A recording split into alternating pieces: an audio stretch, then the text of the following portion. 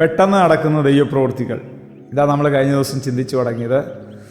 തലമുറകളുടെ ഭാവിയുമായിട്ട് ബന്ധപ്പെട്ട് പെട്ടെന്ന് ചില ദൈവപ്രവൃത്തികൾ വെളിപ്പെടും. വിശ്വസിക്കാമോ? കരയുന്ന മാതാപിതാക്കളോട് പ്രത്യാശയോടെ ചില പ്രത്യേക വിഷയങ്ങളോട് ബന്ധത്തിൽ കാത്തിരിക്കുന്ന ചില പ്രിയപ്പെട്ടുള്ള ദൈവശബ്ദമാണ് തലമുറകളുടെ ഭാവിയുമായിട്ട് ബന്ധപ്പെട്ട് പെട്ടെന്ന് ചില ദൈവപ്രവൃത്തികൾ നടക്കും. രണ്ട് ഭാഗമാണ് ഞാൻ ഇന്നും നാളെയായിട്ട് ചിന്തിക്കാനായിട്ട് കർത്താവ് ശരണപ്പെടുന്നത്. ഒന്നാമത് രണ്ടും ഇസഹാക്കുമായിട്ട് ബന്ധപ്പെട്ടുള്ള കാര്യമാണ്. ഒന്നാമത്തെ ഭാഗം അബ്രഹാമും ഇസഹാക്കും കൂടെ ആരാധനയ്ക്ക് പോകുന്നൊരു ഭാഗമാണ്.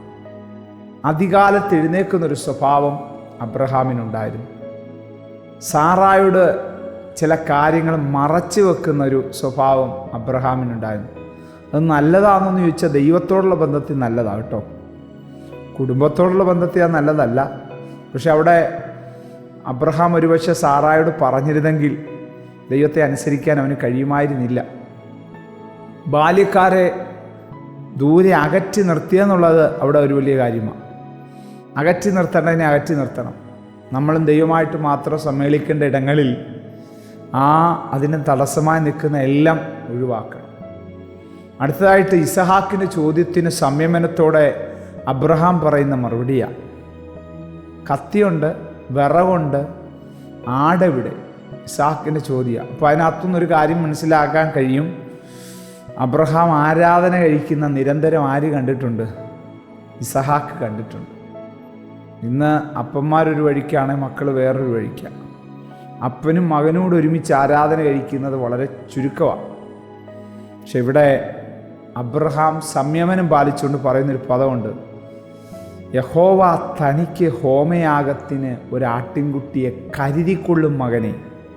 ഇത് പറയുമ്പോഴും അബ്രഹാമിൻ്റെ ഉള്ളിൽ വിങ്ങലുകളുണ്ട്, തേങ്ങലുകളുണ്ട്.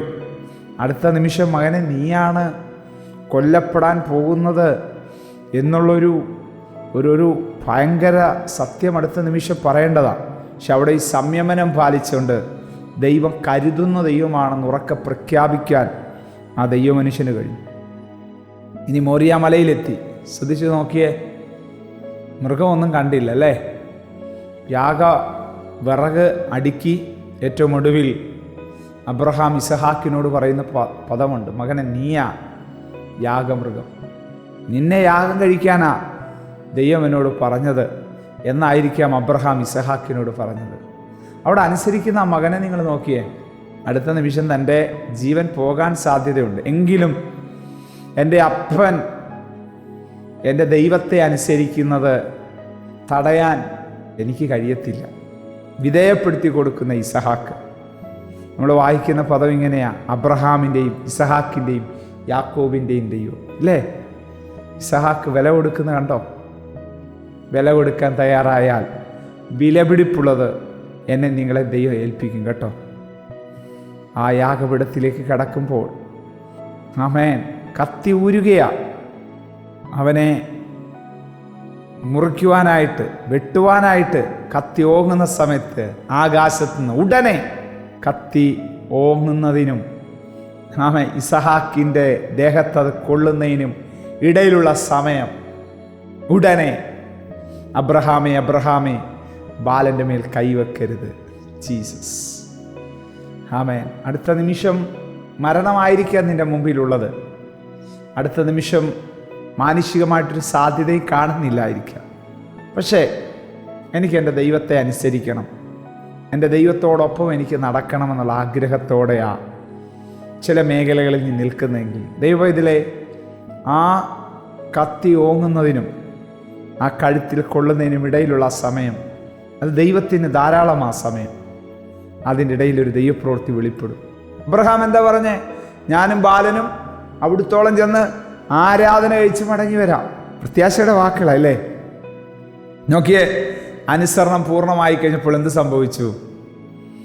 ആട്ടിൻകുട്ടിയെ കാണാനിടയായി തീർന്നു. ഇസഹാക്കിന് പകരം ആ ആട്ടിൻകുട്ടി അബ്രഹാം യാഗം കഴിച്ചിട്ട് രണ്ടുപേരുടെ തല ഉയർത്തിപ്പിടിച്ച് അഭിമാനത്തോടെ താഴോട്ട് വരുന്നത് കാണാൻ കഴിയും. അബ്രഹാമും ഇസഹാക്കും ഒരുമിച്ച് പറയും, ഈ ദൈവം എൻ്റെ ദൈവം, ഈ ദൈവം കരുതുന്ന ദൈവം, ഈ ദൈവം യഹോവ ഇരയായ ദൈവം. അതേ പ്രിയ ദൈവമക്കളെ, എൻ്റെ നിങ്ങളുടെ ജീവിതത്തിൽ ഇതുപോലെ ചില അനുഭവങ്ങൾ ദൈവം തരും. എന്തിനാണെന്നറിയാമോ? ദൈവത്തെ അനുസരിക്കാൻ.